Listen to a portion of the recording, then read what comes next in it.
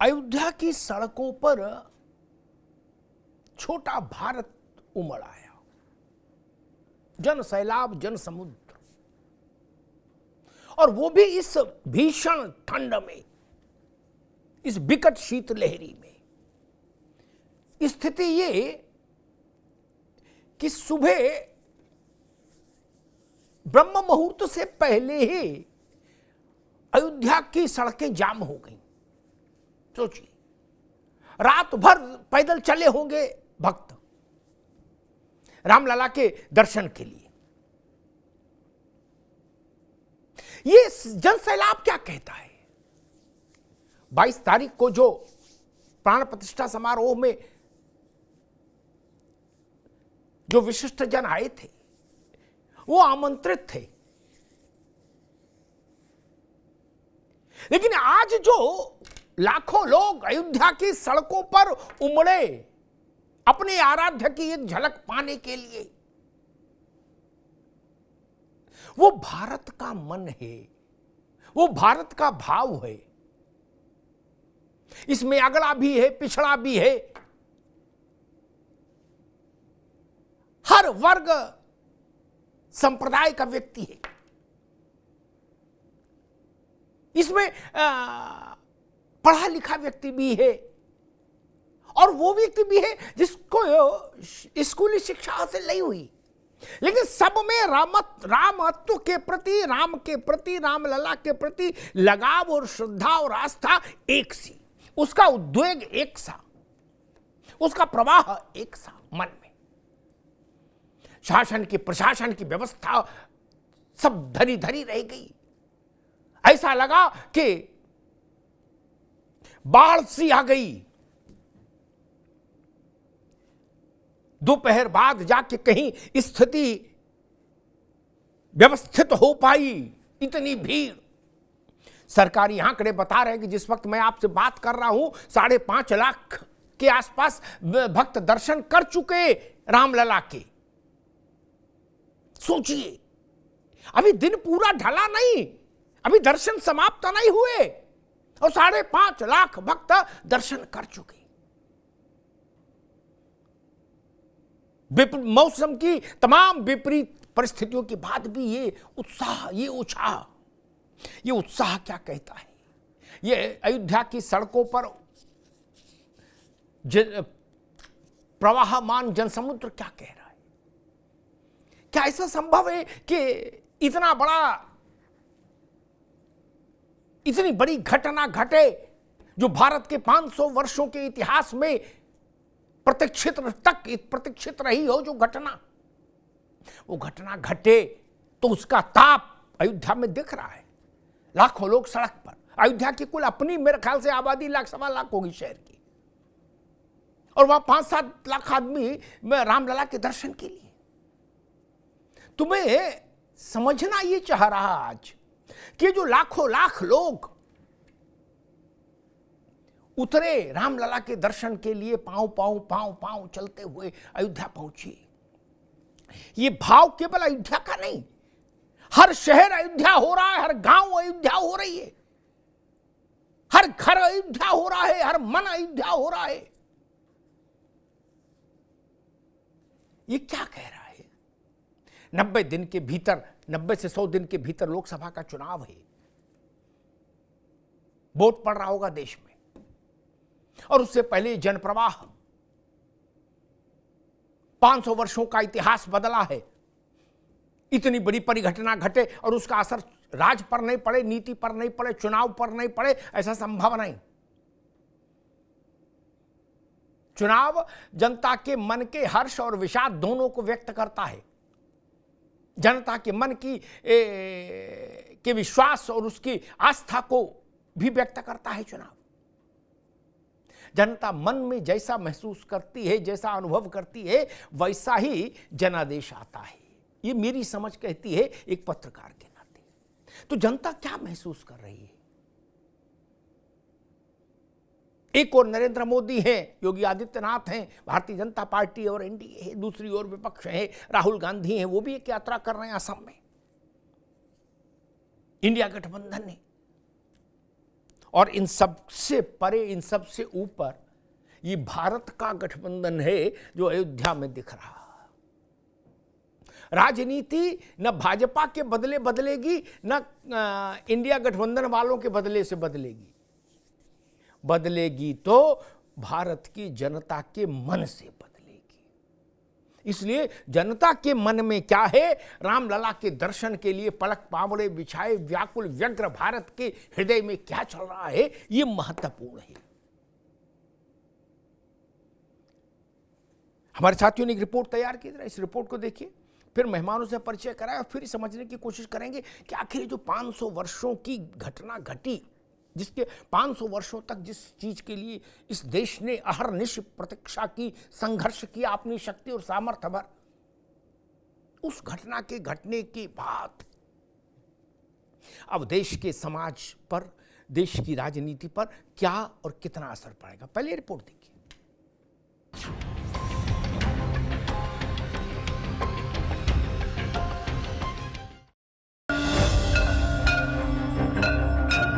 सियावर रामचंद्र की जय। सियावर रामचंद्र की जय।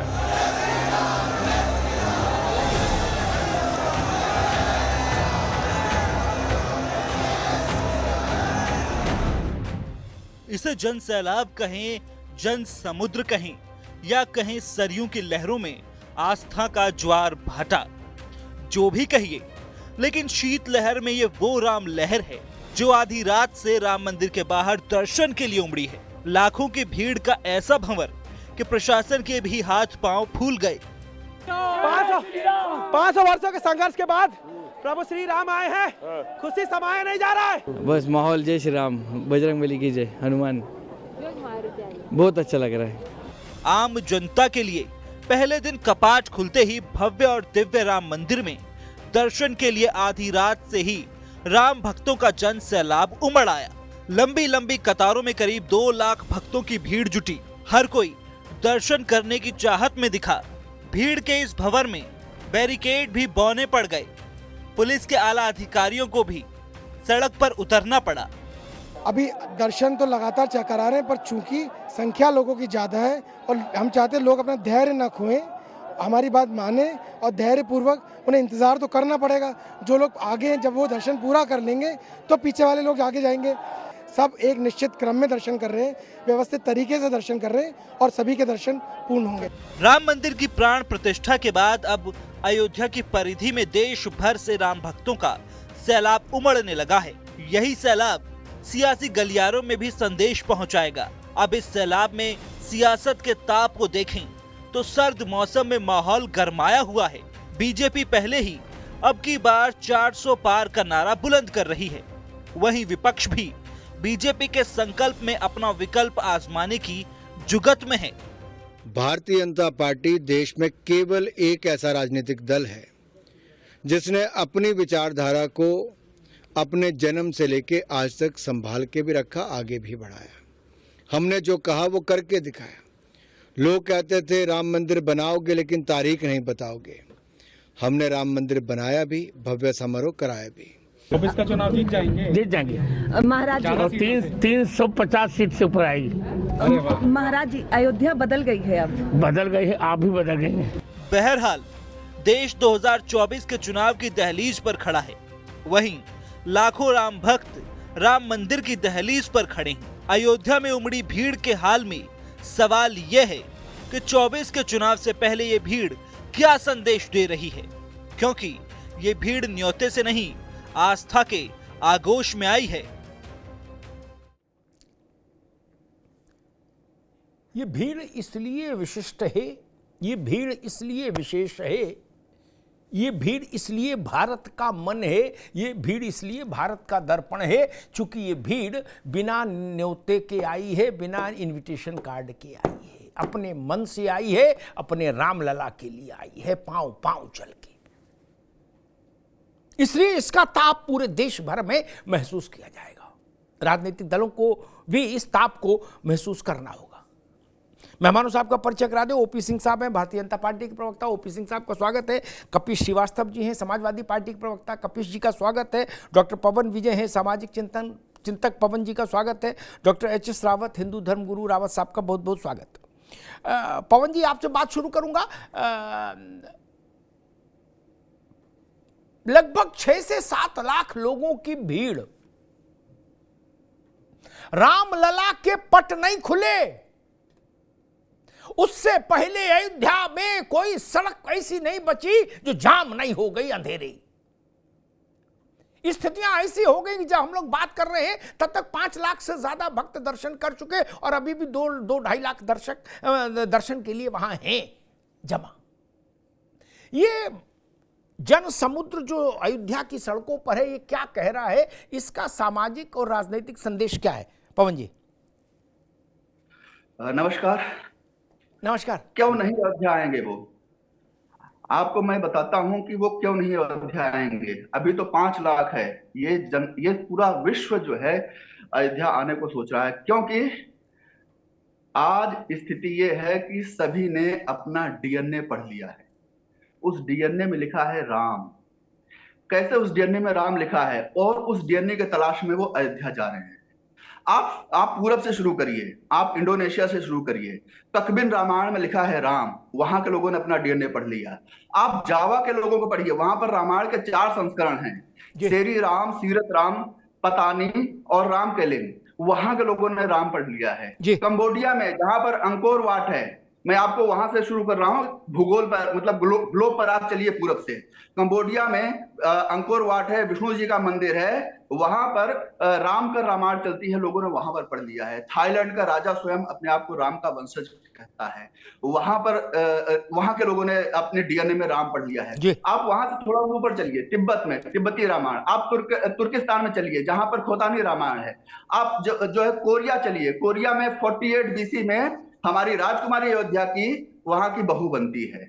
आप जो है अमेरिका चलिए, होंडुरास एक क्षेत्र है जहां पर वानर राज की पूजा होती है। वो वानर राज कौन है? वो हनुमान जी है। वहां के लोगों ने अपने डीएनए में राम पढ़ लिया है। आप यूरोप चलिए, ब्रिटेन का जो शासनाध्यक्ष है वो जय श्री राम कहता है। तो पूरा विश्व धीरे धीरे राम में हो रहा है। कहा भी गया है कि रमन्त्रे सर्वत्र इति राम, जो हर जगह रमण करता है वो राम है। और विपक्ष को ये तथ्य जान लेना चाहिए कि आज स्थिति ये है कि बाबा तुलसी ने पहले ही कह दिया है कि कली में केवल नाम आधारा, सुमिर सुमिर नर उतर ही तारा। पहली चीज ये है कि जो आइडेंटिटी है, जो पहचान है, हमारी पहचान क्या है? हमारी पहचान राम से है। पूरे भारतवर्ष की उत्तर से लेकर के पवन जी, अभी रुकना होगा, मैं आता हूं दोबारा मैं आपके पास। रावत साहब, ये जो 22 तारीख को लोग आए वो न्योते से आए, ठीक, अलग अलग क्षेत्र में विशेषज्ञ थे इसलिए आए, उसके अपने पैमाने। लेकिन ये भारत का मन है जो अयोध्या की सड़क पर है। अब यही देश बनाता है, यही सरकार बनाता है। रावत साहब जी, जो रामलला के दर्शन पाने के लिए छटपटा रहा है अयोध्या की सड़कों पर इस शीतलहरी में, वही देश चलाता है, वही देश बनाता है, वही सरकार बनाता है। क्या स्थिति परिस्थिति लग रही है? क्योंकि 90 से 100 दिन के भीतर देश में वोट पड़ जाएगा। रावत साहब, ये ऐसा अनुमान किसी को नहीं था कि पहला दिन कपाट नहीं खुलेगा और 7 लाख आदमी अयोध्या को चतुर्दिक घेर लेगा। ऐसा अनुमान किसी को नहीं था। जी अमिताभ जी, जब किसी चीज को बहुत ज्यादा दबाया जाता है तो विस्फोट होता है जी। और हमारी जो धार्मिक आजादी थी उसको किसी न किसी रूप में दबाया गया बहुत ज्यादा, और हम गली गली में तो राम राम बोलते ही थे, हम हर अभिवादन में राम राम बोलते थे, हमारे कण कण में राम राम था, लेकिन राम का मंदिर नहीं था। उस पर विवाद चल रहा था, मुकदमा चल रहा था, कोई मानता था, कोई नहीं मानता था, कोई कल्पना बोलता था, कोई काल्पनिक बोलता था। तो जितना भी जो आदमी के अंदर इनबिल्ट एक डीएनए जो होता है जो राम का था, वो तो कहीं ना कहीं उभर के आएगा, और वही उभर के आया। ये जो भीड़ आई है भक्तों की, ये जो हमारी भावना, धार्मिक भावना जो दबी हुई थी, उसको वो एकदम उभर के आ गई। और वो ये देखना चाहता था कि भव्य मंदिर बन चुका, जितना जल्दी हो सकता है हम सबसे पहले भगवान राम के दर्शन कर लें। और जब आदमी के अंदर बहुत ज्यादा खुशी होती है तो वो फिर तूफान नहीं देखता, आंधी नहीं देखता, ओले बारिश और सर्दी नहीं देखता, गर्मी नहीं देखता, वो भागता है। जिस प्रकार से पूरा इंडिया वहां इकट्ठा हुआ, कॉर्पोरेट जगत, खेल जगत और साथ में फिल्म इंडस्ट्री, साथ में भक्त लोग इकट्ठे हुए, उससे तो ये लग रहा है कि एक तरह से देश के अंदर एक आंधी आ चुकी है और निश्चित तौर पर हर आदमी अपने राम को अपने अंदर दर्शन करना चाहता है और अपने अंदर देखना चाहता है। तो मुझे लगता है उसी का ये परिणाम है और ये कहीं ना कहीं परिवर्तित वोटों में होगा, इसमें कोई दो राय नहीं है। क्योंकि जब वो कोई आदमी वादा करता है किसी चीज का कि मैं ये करके दूंगा, आप मुझे ये वोट दीजिए, और फिर वो करके दिखाता है, तो निश्चित तौर पर उसका बेनिफिट किसी न किसी पार्टी को जरूर मिलता है, तो उसका बेनिफिट मिलेगा।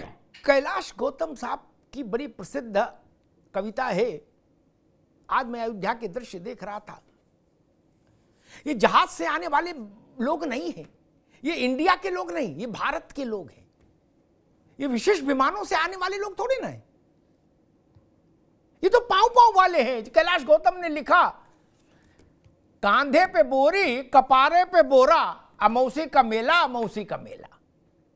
ठीक, ये वो भारत है, इसी के वोट से सरकार बनेगी, प्राइवेट जेट से चलने वालों के वोट से सरकार नहीं बनेगी। जितने लोग हिंदुस्तान में प्राइवेट जेट से चलते हैं वो सब भी किसी एक को वोट दे दें तो भी ग्राम प्रधानी नहीं जीतती।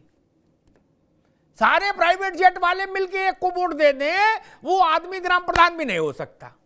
ये ननकू वोट देगा, कांधे पे बोरी कपीश जी, कपारे पे बोरा, अमौसा का मेला अमौसा का मेला। ये अयोध्या में अमौसा का मेला लगा है। मैंने दो ही दृश्य देखे। 92 में जब विवादित ढांचा ढहा था, कपीश जी आप के पास आ रहा हूं, तो उस वक्त 2.5 से 3 लाख आदमी वहां था।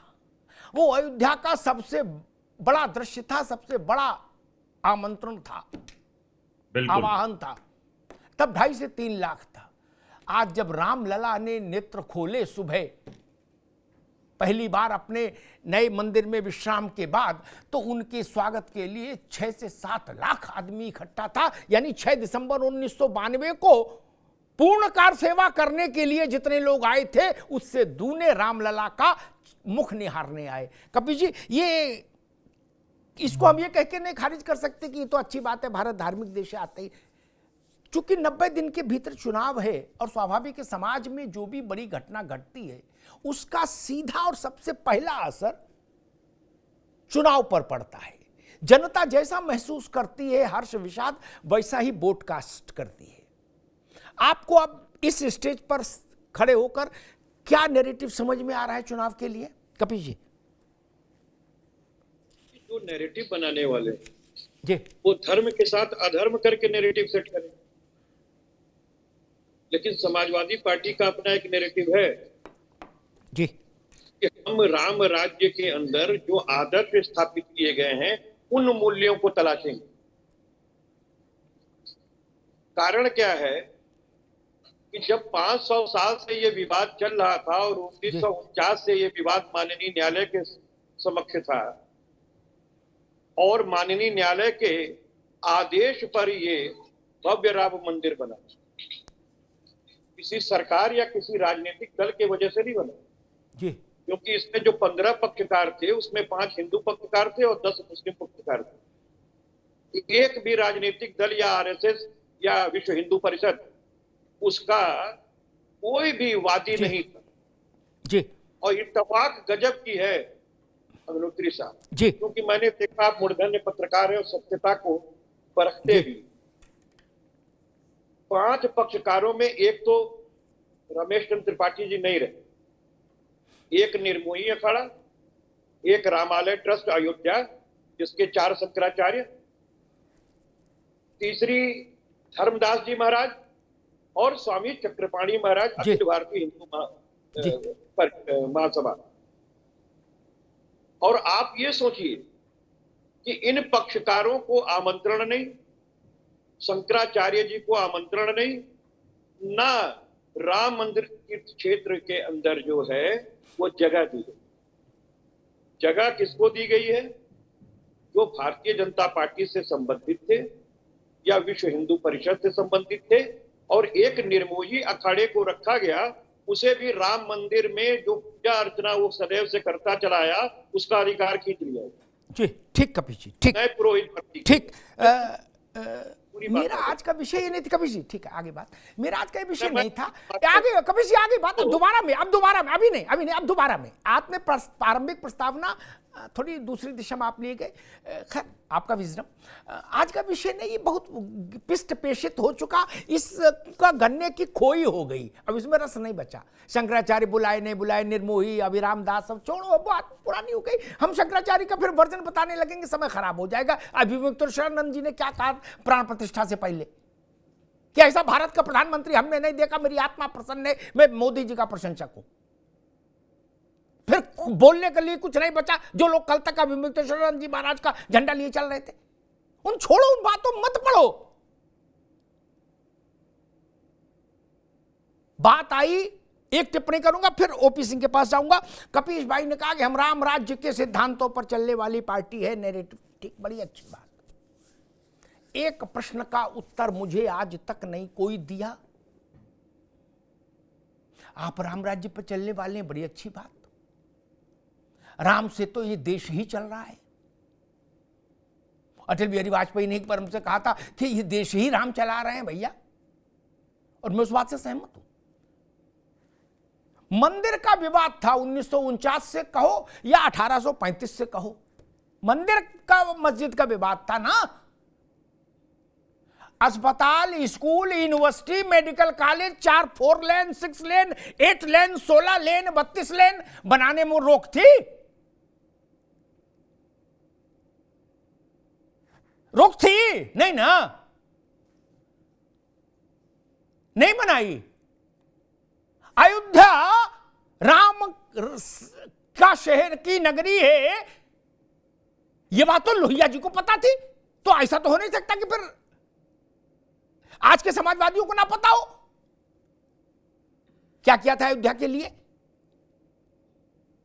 अयोध्या उत्तर प्रदेश में 2017 के बाद उसका थोड़ा सा उत्थान हुआ तो 48वें नंबर पर आई है 75 जिलों में, और उससे पहले तो 65वें नंबर पे थी। और राम राज्य का मजीरा सब बजाओगे, ये नहीं चलेगा ना मित्र। उसको समझा सकते हैं जो अयोध्या नहीं गया हो कभी। हम तो पांव पांव अयोध्या घूमे हैं, हमने देखा किसने कितना राम राज्य वहां लाया, कितना विकास किया। इसलिए ये तर्क ठीक नहीं। ओपी सिंह जी, मैं मूल बात पर आता हूं। मैं उस बहस में अब नहीं जाता कि पूजा की विधि क्या थी, किसको आमंत्रित किया, किसको नहीं किया। जो समाजवादी पार्टी का वो विषय खत्म हो चुका, ठीक। उस विषय का पटाक्षेप शंकराचार्यों ने कर दिया, चक्रपाणी जी ने कर दिया, जितने। और ये जो बात उठाई कपीश जी ने, वो वकील भी हैं। ऐसा कहीं नहीं है कि जो लोग पक्षकार थे वो मालिक हैं उसके ना। सुप्रीम कोर्ट ने थोड़ी ना कहा कि जो 5 लोग हैं इनको अयोध्या इनके नाम लिख दो, या जो 4 मुसलमान हैं पक्षकार हैं इनके नाम अयोध्या लिख दो, ऐसा नहीं कहा। उसने सरकार से कहा एक ट्रस्ट बनाइए। कपीश जी अभी नहीं आएंगे, दोबारा में आएंगे तभी बोल पाएंगे आप, ठीक। उसने ये नहीं कहा चक्रपाणी के नाम लिख दो। क्या कैसा बोला? नहीं ना। क्या उसने कहा महंत धर्मदास के नाम अयोध्या लिख दो? नहीं ना। रिप्रेजेंटेटिव केस था भाई मेरे, प्राइवेट मिल्कियत का केस थोड़ी ना था। गजब करते हो। इस मूल अंतर को तो समझिए। वो पक्षकार ऐसी बात कर रहे हैं जैसे प्राइवेट मिल्कियत हो। बोलो भाई साहब हमारे नाम बैनामा जमीन का, ऐसा नहीं था मित्र, ठीक। इसीलिए वरना सुप्रीम कोर्ट ये कहता कि 5 जो जितने पक्षकार हैं इन्हीं में बांट दो जमीन, ऐसा नहीं कहा। उसने भारत सरकार से कहा कि भारत सरकार एक ट्रस्ट का निर्माण करे, ठीक। उसने नहीं कहा रामालय को दे दो या शिवालय को दे दो, ये समझना पड़ेगा। खैर ओपी सिंह जी, मैं आज इस विषय पर आना चाहता हूं। ये जो 7 लाख आदमी अयोध्या आया, ये किसी के बुलाने से नहीं आया, किसी ने बस मुहैया नहीं कराई, किसी ने न्योता नहीं बांटा, किसी ने पूड़ी नहीं बांधी इनके लिए। क्या ये जो आलोड़न पैदा हुआ है, ये जो जनज्वार पैदा हो रहा है देश में, इससे क्या नैरेटिव निकल रहा है? क्या ये 90 दिन 100 दिन जो भी मानिए उसके भीतर वोट पड़ जाएगा देश में? इतनी बड़ी परिघटना हो और वो राजनीति को प्रभावित ना करे, ये तो कोई मानेगा नहीं समझदार आदमी। भारतीय जनता पार्टी की दृष्टि में ये जनज्वार क्या कह रहा है, और जो चुनाव की जो लड़ाई है, मैं वो भी हिपोक्रेट नहीं हूं कि मगों ने अयोध्या का मसला चुनाव से अलग रखिए, वो झूठ बोलते हैं, हिपोक्रेट है वो लोग। जहां भी जनता होगी वहां चुनाव का विषय आएगा, क्योंकि जनता को ही चुनाव करना है। क्या नैरेटिव दिख रहा है आपको ओपी सिंह जी? अमिताभ जी, सबसे पहले आपको और आपके सभी दर्शकों को जय श्री राम। जय श्री राम। कल का जो अलौकिक क्षण था अयोध्या में, अमिताभ जी, उसके बाद रामायण की एक लाइन चरितार्थ हो जाती है कि भय प्रकट कृपाला दीन दयाला कौशल्या हितकारी। कल का जो क्षण था वो अद्भुत क्षण था। वो राजनीति से परे था, पार्टी से परे था, सरकार से परे था। कल का जो ऐतिहासिक दिन था, हमारी पीढ़ी जो इस समय वर्तमान में है, ऐसा दोबारा वो क्षण देखने को देश दुनिया को नहीं मिलेगा। ये 500 वर्षों के पीढ़ी दर पीढ़ी के संघर्ष और सदियों की प्रतीक्षा के बाद का कुल क्षण था।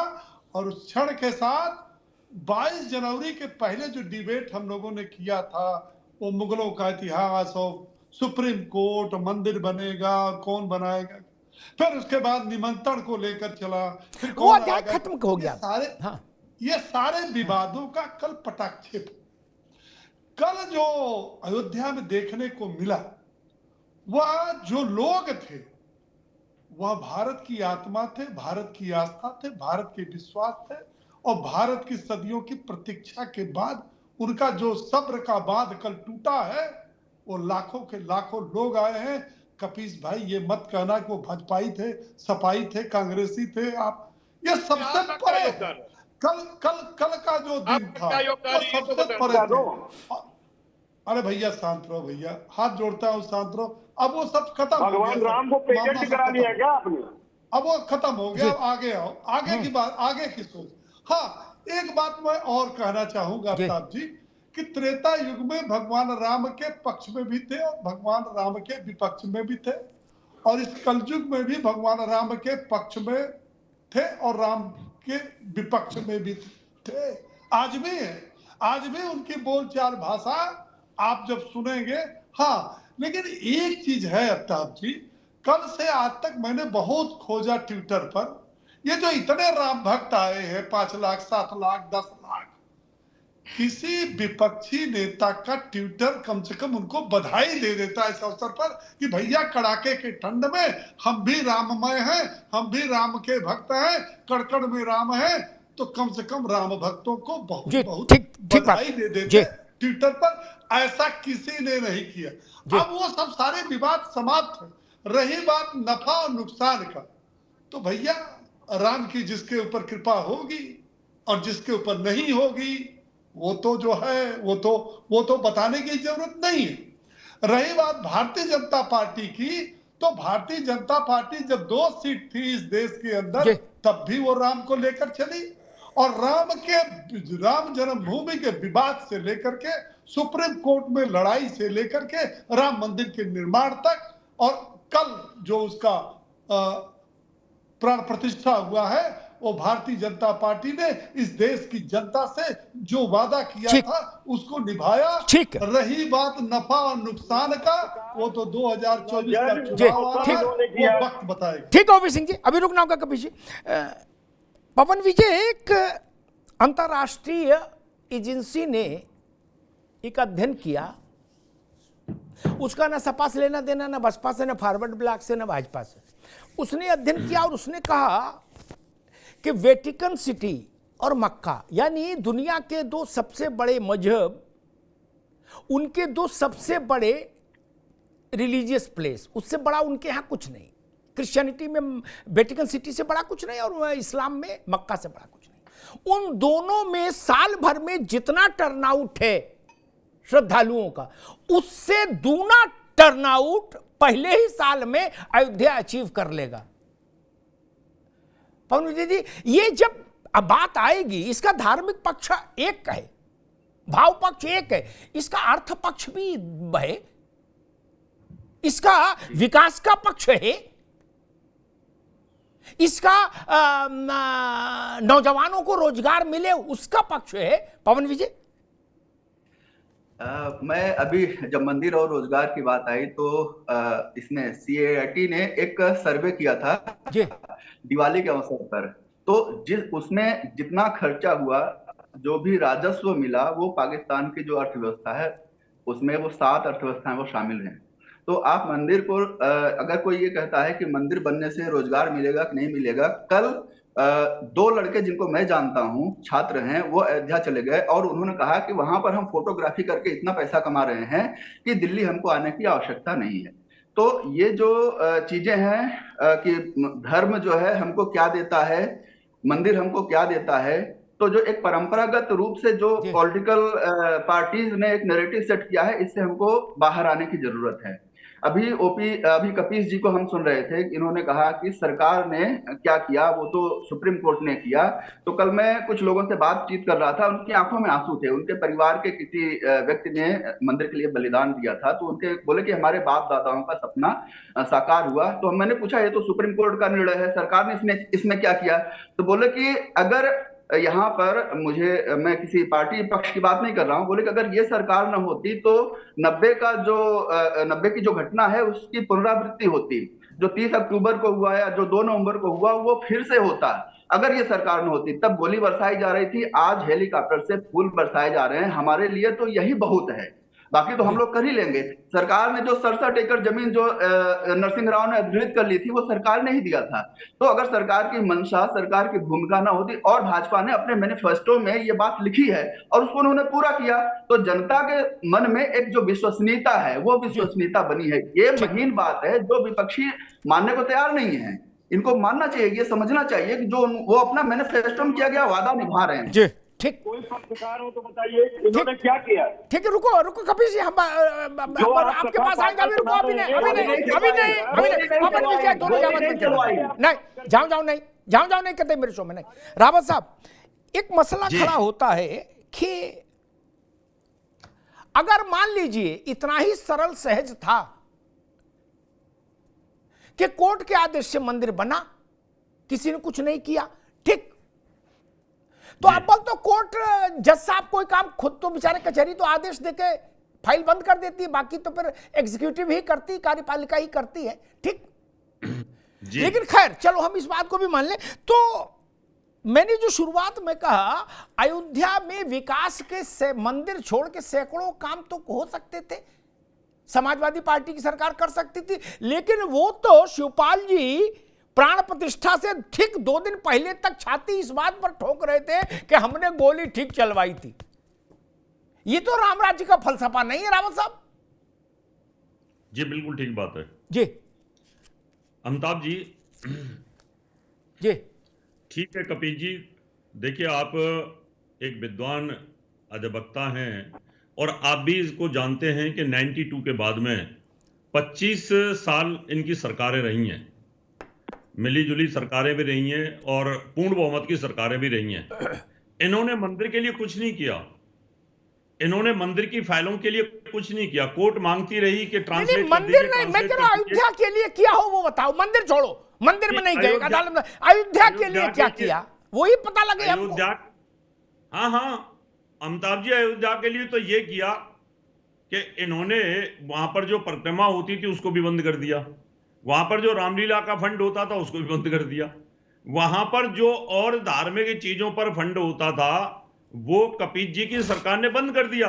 करने की तो बात छोड़िए, वहां पर विकास की बात तो छोड़िए, जो धार्मिक बातें थी वो भी बंद कर दी उन्होंने। और जब इनकी सरकार थी उस समय पर श्रृंगार गौरी की जो वहां पर पूजा होती थी वो भी इन्होंने बंद कर दी। तो इनका पूरा ध्यान तो हज हाउस पे था ना, तो इसलिए इन्होंने अगर ये करना चाहते तो उस समय अयोध्या के लिए विकास की बात कर लेते। अगर विकास भी नहीं करना चाहते और अगर मंदिर की बात करना चाहते तो कम से कम मंदिर का काम भी कर लेते।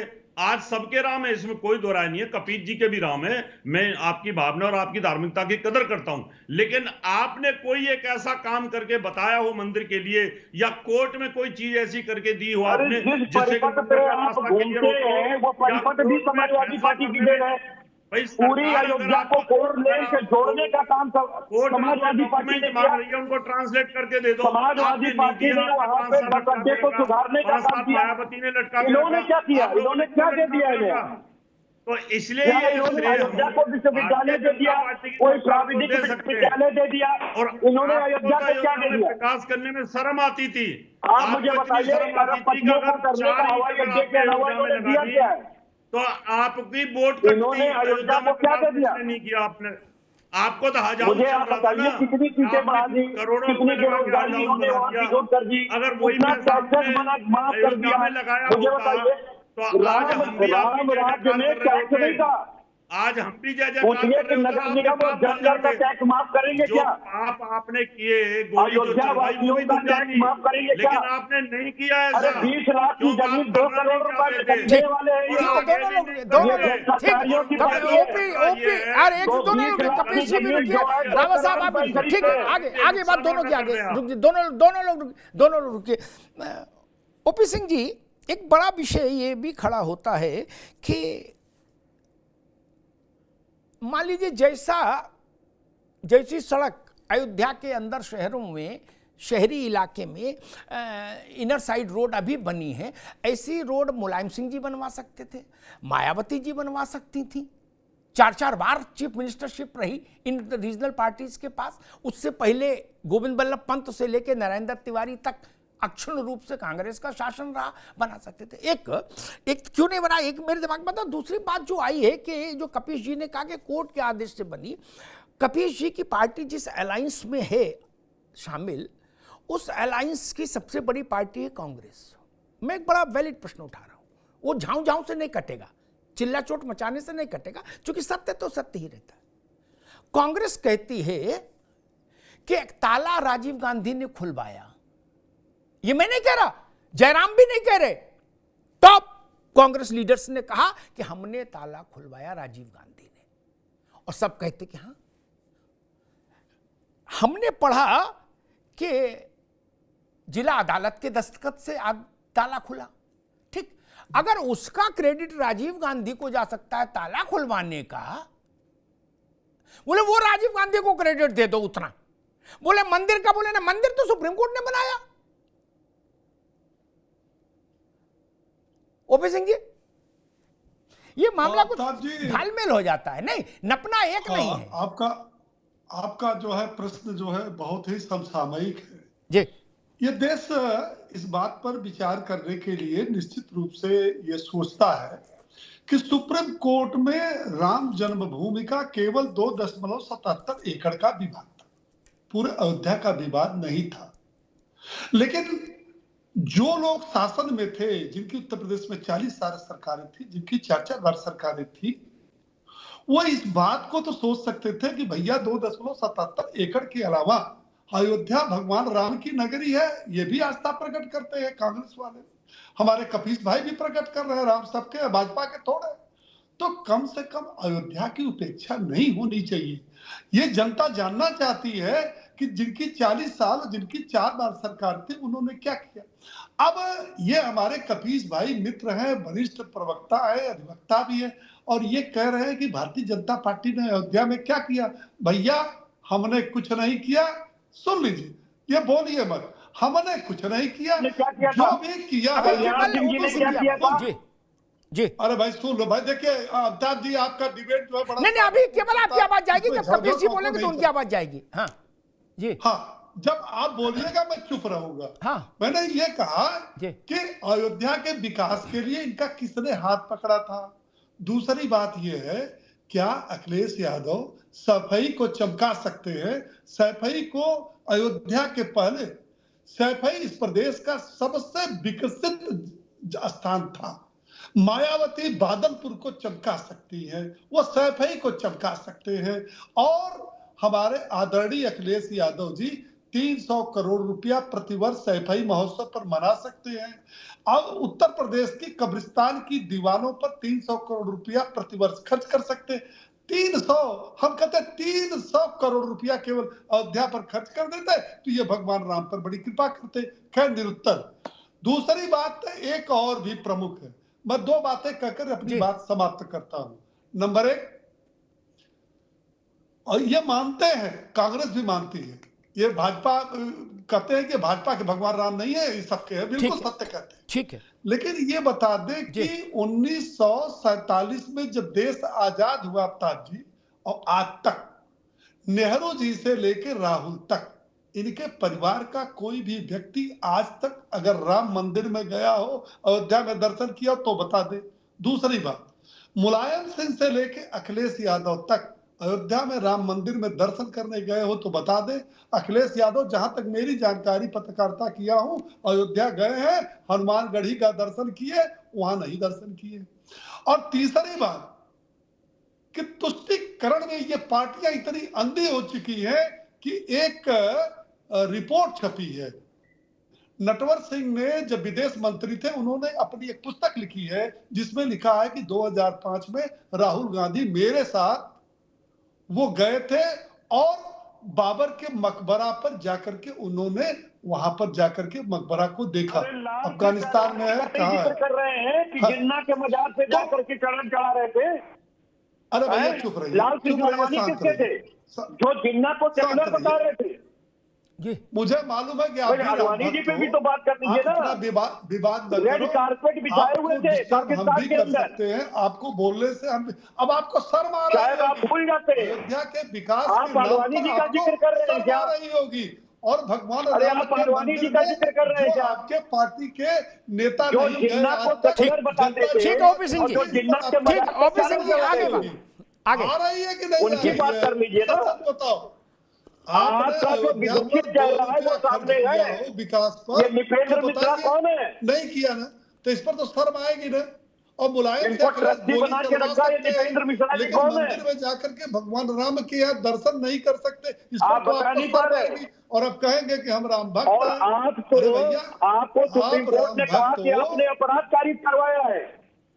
सुप्रीम कोर्ट ने अपने वर्डिक्ट में इस बात को कहा है, राम मंदिर के मामले में तो जो विवादित कक्षा आपने गिरवाया किसी के वो एक क्रिमिनल एक्ट था और वो राम मंदिर था, कोई बाबरी मस्जिद नहीं थी। तुलना आप ठीक, ओपी सिंह जी दोनों को रुकना होगा, कपिल जी, ओपी सिंह जी दोनों को रुकना होगा, दोनों कपिल श्रीवास्तव रुकना होगा, ओपी सिंह जी अभी रुकना होगा। कपिल जी आपसे एक सवाल ले रहा हूँ, ओपी सिंह जी आप रुक जाइए, अब आपको रुकना होगा, अब रुकना होगा। अब कपिल श्रीवास्तव से एक प्रश्न लूंगा। कपिल भाई, राम मंदिर के प्राण प्रतिष्ठा के बाद से हम तर्क कुतर्क कुछ भी करें, कितना भी ऊंचा चिल्लाए, धीमा चिल्लाए, इससे तो कुछ फर्क देश में पड़ता नहीं। देश तो अपनी गति खुद तय करता है, किसी पत्रकार और नेता कहने से तय नहीं करता। पत्रकार और नेता उसको फॉलो करने के लिए अब बाध्य हैं, और जिन्होंने फॉलो नहीं किया वो इतिहास के कूड़ेदान में पहुंच गए। नाम न खुलवाइएगा, क्या जीवन खराब हो गया उनका, जिन्होंने देश के मन को फॉलो नहीं किया। क्या इसलिए इस धम्म में कोई नहीं। मूल प्रश्न ये है, अरे रुको भाई, आप सवाल नहीं सुनोगे फिर कहोगे हमको बोलने नहीं दिया। नहीं, ये देख लीजिए एक बार। अरे हम देख लिए, हमें ना दिखाओ भैया, हम तो बहुत कुछ देखे। हम तो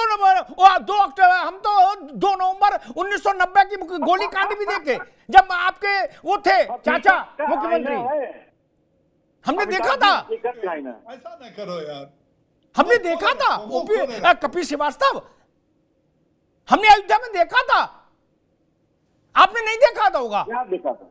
जब गोली चली थी, आपने नहीं देखी ना? नहीं, क्या नहीं देखा आपने और क्या हमने नहीं देखा? बता, और कितनी बार बोले। मैंने कहा मैंने तो ये भी देखा 22 अक्टूबर और 2 नवंबर 1990 गोलीकांड भी देखा। आपने नहीं देखा ना? कपीस का मतलब आपको अयोध्या की पीड़ा नहीं पता ना मित्र। वो तो आपने इस बहस में मत पड़िए, आपने ये नहीं बताया लोगों को, इस बहस में मत पड़िए कि अपराध का भागी बनवाने के लिए भारतीय जनता पार्टी ने अपराध करवाया। ठीक, कपिल श्रीवास्तव सवाल सुनने के मूड में है कि नहीं? पत्रकार होने के नाते सवाल सुनने के मूड में है कि नहीं? ड्यूटीज नहीं करती है। अगर कोई सर्वोच्च न्यायालय का यथा स्थिति बनाए रखने का आदेश है तो उसको बनाए रखने के लिए कानून ने कार्रवाई की। आपको ये जनता को समझाना चाहिए या नहीं समझाना चाहिए? ठीक, आपने समझाया ना, आपने कपीश जी, अरे रुको भाई, ओपी सिंह, अभी रुको, ना, ठीक, दोनों की आवाज बंद कर दीजिए, अभी दोनों की आवाज बंद कर दीजिए। पवन जी, समाजवादी पार्टी कह रही है कि जो विवादित ढांचा गिराया गया वो आपराधिक कृत्य था। वो रुको भाई ओपी जी, हैं, उस पर अदालत ने अपना फैसला दिया और जनता ने भी अपना फैसला दे दिया। नहीं, समाजवादी पार्टी को कोई कष्ट है तो या तो एसएलपी दायर करे सुप्रीम कोर्ट में, या चुनाव आ रहा है, चुनाव में अपना मसला उठा दे और परिणाम देख ले। नहीं, अच्छा रास्ता नहीं, यहां चिल्लाने से कोई लाभ नहीं। दो ही रास्ते, या तो सुप्रीम कोर्ट में अखिलेश यादव कपिल सिब्बल से एसएलपी लगवा दे, क्या कि भाई वो मामला दोबारा से ओपन करो और कपिल श्रीवास्तव भी वकील है, इनको भी ले जाएं, या चुनाव में ये मसला उठा दे तो जनता निर्णय दे देगी। पवन विजय जी, सुप्रीम कोर्ट ने जो निर्णय दिया है वो 1045 पृष्ठों का है। मुझे लगता नहीं है कि कपिल जी ने उसको पढ़ा होगा। उसमें साफ साफ ये है, उसके जो 3 बिंदु हैं, उसमें जो मुख्य बिंदु है वो ये है। अरे भाई मुझे बोलने तो दो, मुझे बोलने तो दो। यही एटीट्यूड आपका जनता से आपको दूर कर रहा है। कल मैं आपको बता रहा हूँ, आप सुन लीजिए, मेरी बात सुन लीजिए, मेरे आप मित्र हैं। अरे मेरी बात तो सुन लीजिए, अरे मेरी बात तो सुन लीजिए भैया। दो लोगों की आपकी आवाज में नहीं जाएगी ना, अभी किसी पर पवन विजय की आवाज जाएगी, बाकी किसी की नहीं जी। देखिए ऐसा है, कल जिन आंखों में आंसू आए, कल जिन घरों में दिए जले, कल जिन लोगों ने सजावट की, कल जो लोगों ने भंडारे किए, जरा उनसे बात करके देखिए। आप लोग तो कहते हैं कि हम ग्राउंड पर हैं, ग्राउंड पर देखिए क्या चल रहा है। मैं आपके भले के लिए बात कर रहा हूं। जो निर्णय आया उसमें स्पष्ट रूप से यह है कि जो ढांचा गिरा वो इस्लामिक, मतलब उसका जो स्क्रिप्ट है वो जो है इस्लामिक आकार प्रकार उसका था ही नहीं भाई। ये तो साफ साफ उसमें लिखा है। आपको आर्कियोलॉजी पर भरोसा नहीं है, आपको सुप्रीम कोर्ट के निर्णय पर भरोसा नहीं है, आपको जनता के विश्वास पर भरोसा नहीं है, आप जो आंखों से देख रहे हैं उस पर भी आप भरोसा नहीं कर रहे हैं। अरे कुछ तो समझ लाइए महाराज। ठीक, रावत जी ठीक है, पवन विजय ठीक है। रावत जी, एक और व्यवहारिक सवाल है, ये तो अकादमिक बहस कोर्ट में करो जाके, यहां से तो कोई फायदा नहीं। कोर्ट जाओ, वहां फीस जमा करो, वहां जाओ करो, खैर। लेकिन मैं एक सवाल करो, सब लोग छाती पीट रहे कि राम सबके हैं और भाजपा वालों के नहीं है और हमारे ज्यादा हैं। मैं कह रहा हूं भाजपा के कम, आपके ज्यादा। जो दावा कर रहे हैं उनको ज्यादा दिए राम। क्या एक बात पूछ तो मेरे मन में आ गई, पूछ लो।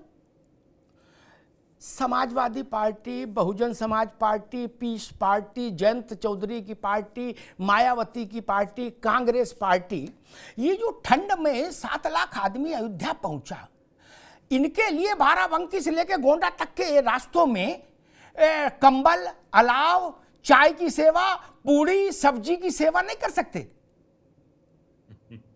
राम तो सबके हैं। अब तो कोई लड़ाई अयोध्या में है नहीं, अब तो मुकदमा चल नहीं रहा। अरे रुक जाओ भाई, रावत जी, मुझे नहीं दिख रहा कोई क्या जिसने 4 ट्रक कंबल भेज दिए हो कि भैया भक्त आ रहे हैं कंबल बांटो, भक्त आ रहे हैं चाय की सेवा करो, भक्त आ रहे हैं भोजन कराओ। रावत जी गाल सब बजा रहे, बोले हमें भी क्रेडिट दो, हमें भी क्रेडिट दो। क्रेडिट ना हो गया, भंडार प्रसाद हो गया, सब लो।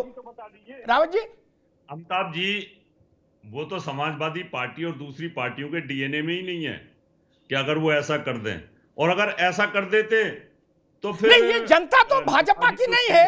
रावत जी एक मिनट, ये जनता तो भाजपा की नहीं है, ये तो भारत की है ना। रावत जी, मैं कह रहा हूं नेता जी, अमिताभ जी बिल्कुल ठीक बात है। मैं तो कह रहा हूं कि अगर भगवान सबके हैं तो आप ये कर सकते थे, और जो लोग आए वो तो आपके गढ़ से निकल करके आए। जहां समाजवादी पार्टी का गढ़ है वहीं से तो सब लोग निकल के आए। कपिल जी, सब लोग वहीं से निकल के आए। ज्यादातर जो नॉर्थ इंडिया से गए सारे लोग, वो तो सब अखिलेश जी के चुनाव क्षेत्र से निकल के गए। वहीं पे अगर लगवा दिया होता है भंडारा और वहीं पर कंबलों की व्यवस्था कर दी होती तो निश्चित तौर पर फर्क पड़ता। और जो वोटर थे उनको ये लगता कि यार वाकई अखिलेश यादव और समाजवादी पार्टी ने तो कमाल कर दिया। तो राम भक्त दर्शन करने के लिए जा रहे हैं, उनके लिए भंडारा रखवा रखा अच्छा, है। एक सवाल कपिल जी, एक सवाल, ठीक है रावत जी आगे बात। कपिल जी एक आखिरी सवाल सुनेंगे, उत्तर देंगे तो ठीक है, नहीं तो मैं दूसरे के पास चले जाऊंगा। जाऊं नॉट अलाउड। आखिरी सवाल, ये जो 7 लाख लोग आज पहुंचे हैं अयोध्या, धैर्य से सुनिए, धैर्य से जवाब दीजिएगा, दाएं बाएं मत भागिएगा। ये 7 लाख जो पहुंचे, इनमें पीडीए के भी हैं एक आध के नहीं, ये सब अप्रकास्ट है? सीधा सवाल सीधा जवाब। मैं तो सीधी बात कर रहा हूँ, इसमें पीडीए ही है। ठीक, तो अब इसका सप्लीमेंट्री क्वेश्चन, सप्लीमेंट्री प्लीज, एक कपिल जी सप्लीमेंट्री, इनकी सेवा के लिए कंबल, चाय और भोजन की व्यवस्था क्यों नहीं की? करना चाहिए आपको, कुछ तो करो। इसलिए नहीं की, गरीबों की पार्टी ही हमारी है, तो इनको भूखा मार देंगे। और ना सबसे अमीर चैनल है, गजब बात है। आपके चैनल ने भी ये कब चाय की व्यवस्था नहीं की है। चैनल वोट नहीं ले रहा ना, चैनल चुनाव में नहीं जा रहा, चैनल चुनाव में नहीं जा रहा ना कभी, चैनल चुनाव में नहीं जाता मित्र। आप चुनाव में लड़ते, आप वोट मांगते हो, आप सरकार बनाने के लिए आगे आते हो ना, ठीक। इसलिए चैनल को चाय की व्यवस्था करेगा, चैनल वोट नहीं मांगता ना, वोट आप मांग रहे हो, ठीक। आगे कपिल श्रीवास्तव को उत्तर नहीं देना है, उत्तर है, ठीक। कपिल श्रीवास्तव की बात बंद कर दीजिए। ओपी सिंह, वही मैं प्रश्न पूछ रहा हूं, ये जनता तो सबकी है, ये थेतरई करने पे से तो कुछ लाभ होगा नहीं। इतने 14 से आज तक थेतरई करके परिणाम आ गया, जनादेश सामने है, फिर ठीक है। मैं प्रश्न वही पूछ रहा हूं, ये जो 7 लाख लोग हैं अयोध्या में, ये तो सब किसी पार्टी के तो है नहीं, काडर तो है नहीं। इनकी सेवा के लिए ये तो थेतरई की चरम सीमा है। बोले जी फलाने अखबार और फलाने चैनल ने इनके लिए व्यवस्था खाने क्यों नहीं की? आप वोट लेते हैं, आप वोट मांगते हैं, आप हुकूमत मांगते हैं कि हमको मुख्यमंत्री बना दो, हमको मंत्री बना दो, हमको एमएलए बना दो, हम मलाई चापेंगे। गजब करते हो ओपी सिंह जी। अमिताभ जी, आपके सवाल का जवाब देता हूं, लेकिन उसके पहले मैं बोल दूं कि ये कपिल श्रीवास्तव जी हमारे व्यक्तिगत मित्र हैं और समाजवादी पार्टी के बहुत अच्छे प्रवक्ता हैं, लेकिन आपने एक विषय ऐसा रख दिया कि वो मानसिक संतुलन खो चुके हैं। वो क्या बोल रहे हैं उनको खुद पता नहीं। रही बात जो आपने कहा कि ये 7 लाख जो थे, ये भारत की तस्वीर थी, ये भगवान राम के भक्त थे, ये उनकी आस्था थी। इसमें कौन लड़ने वाली बात है कि भाजपा के थे, सपा के थे, कांग्रेस के थे, किसके थे? अरे वो राम भक्त थे और वो आस्था का सैलाब था, वो राजनीति का सैलाब नहीं था। अब देखिए बेचारे फिर बोलेंगे, पता नहीं इनको आज क्या हो गया, इनको जो है मानसिक संतुलन खो दिए। इतना अच्छा प्रवक्ता है समाजवादी भैया, हो जाता है कई बार, परिस्थितियां ऐसी होती हो जाता है। 7.5 लाख भारतीय जनता पार्टी के निमंत्रण आए थे और भारतीय जनता पार्टी के लोग थे। वो 7 लाख 7.5 लाख लोग भारत की जनता थी, राम भक्त थे और उनके लिए जो व्यवस्था किया था वो अभी राम भक्त थे, वो आम जनता थी। अब आप देखिए अमिताभ जी, एक अयोध्या में अमिताभ जी, एक लकड़ी व्यापारी है, एक रईस नाम के लकड़ी व्यापारी है, ये मुझे बता दीजिए 50,000 भक्तों के लिए भोजन की व्यवस्था किया था। तो अब और मोहल्ले को क्यों खिलाया? गजब की बात है अमिताभ जी, मैंने कभी दुनिया में नहीं सोचा था कि आप उल्टे प्रश्न करना शुरू कर देंगे। ठीक ओपी सिंह जी आगे बात, आगे ये कपिल जी आगे बात, ओपी सिंह जी आगे बात, ठीक। पवन विजय, वही मैं आखिरी सवाल आपसे एक छोटा सा लूंगा, फिर समय भी पूरा हो रहा है। जहां भी भारत का आम जन जाए, राजनीतिक दलों की जिम्मेदारी है सेवा में उपस्थित हो। आप मालिक तो है नहीं, बिल्कुल बिल्कुल। ये दिमाग खराब हो गया हो सरकारों में रहने के बाद तो अलग बात है, नशा हो गया हो, वरना तो आप सेवक हैं, लिखा भी यही जाता लोक सेवक।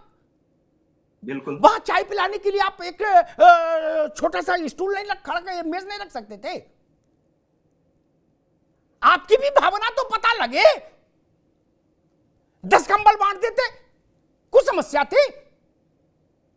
अपना सम्मेलन करते हो, करोड़ों अरबों फूकते हो, ऐसे ऐसे घर बनवाए व्हाइट हाउस, जिनके घर के अंदर जहाज आके खड़ा हो जाए। वो लोग बता रहे हैं कि हमारे पास पैसा नहीं है, पवन विजय जी।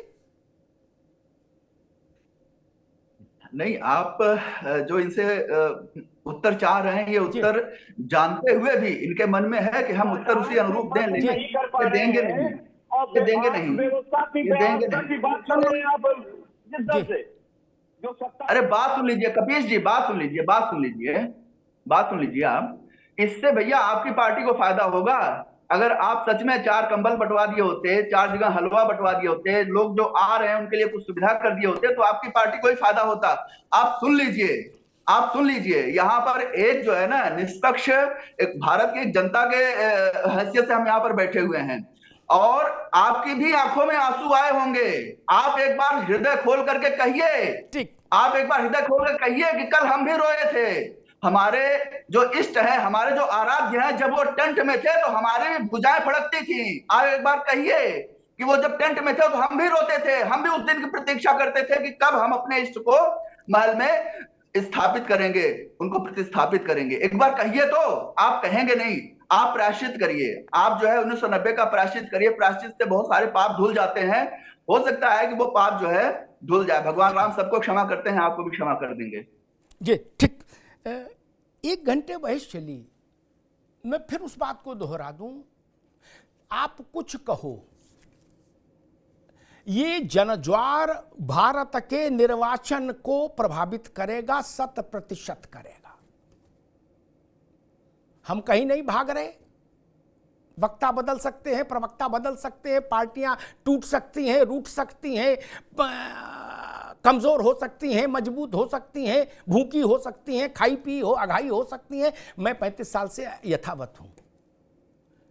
चुनाव का नतीजा आएगा, फिर हम लोग बात करेंगे कि मेरी कही बात मैं भारत को समझ पाया कि नहीं समझ पाया तो माफी मांगूंगा मैं, थेतर नहीं, और नहीं तो आपको कटघरे में खड़ा करूंगा पूरे साहस के साथ कि आप भारत को नहीं जानते। ये ध्यान रखिएगा।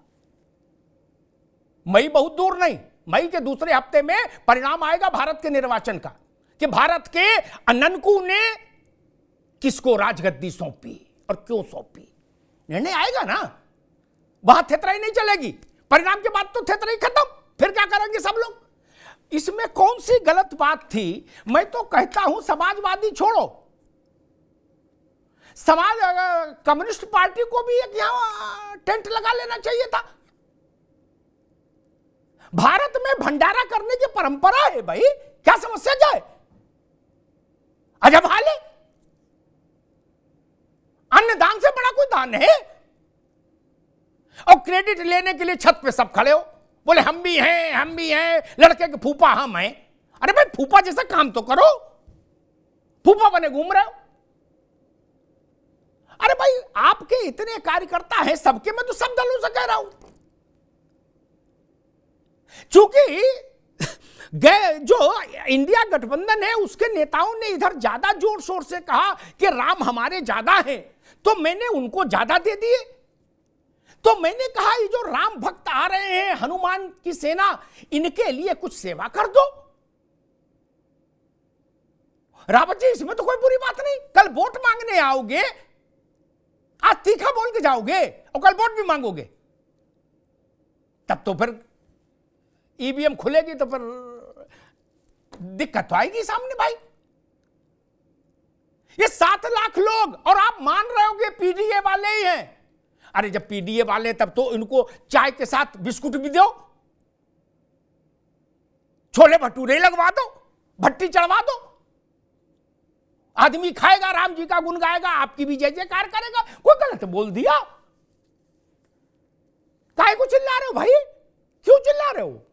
गलत तो नहीं बोला। सब पार्टियों को करना चाहिए, सारे सामाजिक संगठनों को करना चाहिए। जिनको समझ नहीं भारत की, उनको तो मैं प्रणाम कर सकता हूं, उनसे बहस तो नहीं कर सकता। मेहंदीपुर बालाजी धाम ने 2000 कंबल भेजे, इसी भाव से भेजे ना। ये भारत का मन है, ये भारत का भाव है, ये यहां थेतराई नहीं चलती, ठीक ना। ये भारत में यही सामाजिकता है, इसी से भारत भारत है। दुनिया भर से, भारत के कोने कोने से लोगों ने श्रद्धालुओं के लिए चीजें भेजी। गाजियाबाद से 28 टन अनाज, राशन गया कि भाई भंडारा चले वहां अयोध्या क्षेत्र में। क्या समस्या है? कोई बुरी बात है क्या? टीले वाली मस्जिद, फिर मैं वही कह दूंगा, टीले वाली मस्जिद जा सकते हैं आप, अयोध्या जाने का समय नहीं है। टीले वाली मस्जिद जा सकते हैं, अयोध्या जाने का समय नहीं है। राम सबके हैं, सबके ही रहेंगे, लेकिन हम राम के हैं इसका प्रमाण भी देना होता है, इसका प्रमाण भी देना होता है। कल मुझसे किसी ने कहा कि आप समाजवादी पार्टी के विद्वान प्रवक्ता थे मेरे साथ, वो बोले कि अमिताभ जी आप 22 तारीख की डेट, मैंने ना डेट कौन फिक्स कर सकता है भगवान के लिए। मैंने कहा कि 1947 से आज तक, 1949 से ही रख लो, चलो 22 दिसंबर 1949 से आज तक तारीख ही नहीं निकाल पाई जाने की। इस 22 तारीख को बिजी थे, मान लिया 1949 से दिसंबर से आज तक तारीख ही नहीं निकली रामलला के दर्शन करने की। अब यही सवाल गुस्सा कर देता है, तो फिर उस गुस्से का मैं क्या करूं भाई? ये सवाल मेरा नहीं है, ये चुनाव में पूछा जाएगा। ये 7 लाख लोग जो है, ये भारत है, ये किसी पार्टी का बंधुआ मजदूर है क्या? ये देख रहा है कौन इनके लिए कहां खड़ा है। जाके प्री न राम वैदेही तजिए ताहि कोटि बैरी सम यद्यपि परम सनेही। ये 7 लाख लोग वो हैं। वहां टीवी की बहस नहीं चलती भी चुनाव में। चुनाव में भारत का सामान्य व्यक्ति शिक्षित कम हो सकता है मित्र, लेकिन गुणी है।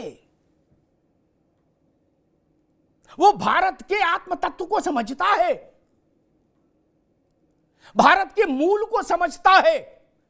और मैं तो कहूंगा कि जिस बच्चे के, बिल्कुल निष्पक्ष एक बात कहता हूं, जिस बच्चे के, पवन विजय तो अध्यापक भी हैं दिल्ली यूनिवर्सिटी में, जिस बच्चे के नंबर कम आए, फेल हो जाए, उसको मास्टर पे चिल्लाना चाहिए या अपनी पढ़ाई पे ध्यान देना चाहिए? यहां उल्टा हो रहा, जो फेल हो जा रहा वो मास्टर को गरिया रहा, अपनी पढ़ाई की ओर नहीं देख रहा कि हम और मन से पढ़ें, जनता की और सेवा करें, ताकि जनता का आशीर्वाद हमारे साथ रहे। राम क्या है? भारत के 150 करोड़ लोगों का आत्म तत्व ही राम है। हमने कहा जनता ही जनार्दन है हमारे लिए। 150 करोड़ लोग राम का ही स्वरूप हैं। उनकी सेवा में, उनकी अर्चना में, उनकी बेहतरी में, उनके विकास में कौन कितना कहां खड़ा है और कितनी शिद्दत से खड़ा है, इसी पर निर्णय होगा मित्र। नाराजगी से, चिल्लाने से किसी से कुछ फर्क नहीं पड़ता। ये सब प्रैक्टिस तो आप इतने चुनावों में कर ली ना, 14 में किए, 17 में किए, 19 में किए, 22 में किए, ये चीज काम नहीं आई ना। यही सब बातें तो आप लोगों ने कही ना, नहीं आई ना। इस बार कुछ नया करके देखिए। अगर सुबह पढ़ने से कोर्स याद नहीं हो रहा है तो रात में पढ़ना शुरू करिए, हो सकता है नंबर ठीक आ जाए। दिनचर्या बदल के देखिए, मन बदल कर देखिए, कार्यशैली बदल कर देखिए। और मैं सारी पार्टियों से कहूंगा कि जितने लाखों लोग जो जा रहे हैं इस विकट मौसम में अयोध्या पैदल पैदल, इन सब की सेवा सत्कार में राजनीतिक दलों और सामाजिक संगठनों को लगना चाहिए।